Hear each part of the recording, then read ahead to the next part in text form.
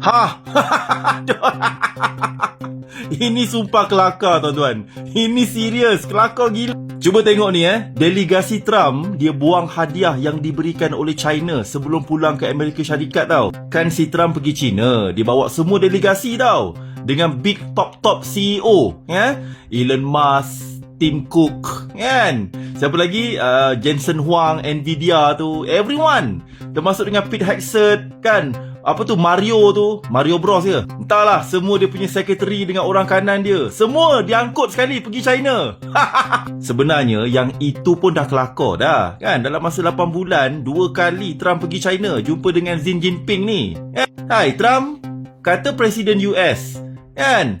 Forbes mengatakan bahawa Presiden US ni orang paling berkuasa dan paling power dekat dunia apa? Manusia paling berpengaruh.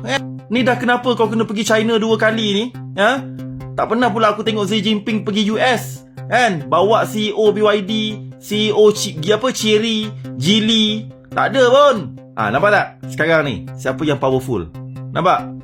Tapi tuan-tuan, nanti dulu. Yang kelakar ni adalah, engkau pergi China, kan? Kita tahulah maksud tersirat, agenda-agenda yang tersirat di sebalik lawatan ni. Yang saya tak nak ulas. Rasanya dah ramai orang ulas benda tu. Ahmad Faizal, ZRA, semualah, Tapi tuan-tuan, saya nak sentuh pasal isu ni.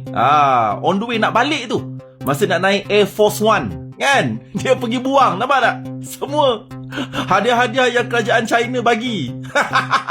Hai, takut ke? Takut ke? Kenapa ni Trump? Kau pergi negara orang, kan? Orang dah bagi hadiah tu, kau bawa balik lah. Kenapa?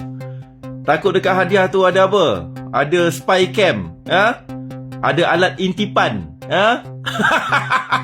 Nampak tak? Itu je dah membuktikan macam mana persepsi Trump kepada China ni. Nampak? So pada saya, lawatan dia ke sana ni bukan ikhlas, bukan atas dasar kepercayaan. Tidak. Ini lebih kepada tujuan diplomatik sahaja yang mempunyai kaitan antara Iran dengan Taiwan. Betul kan?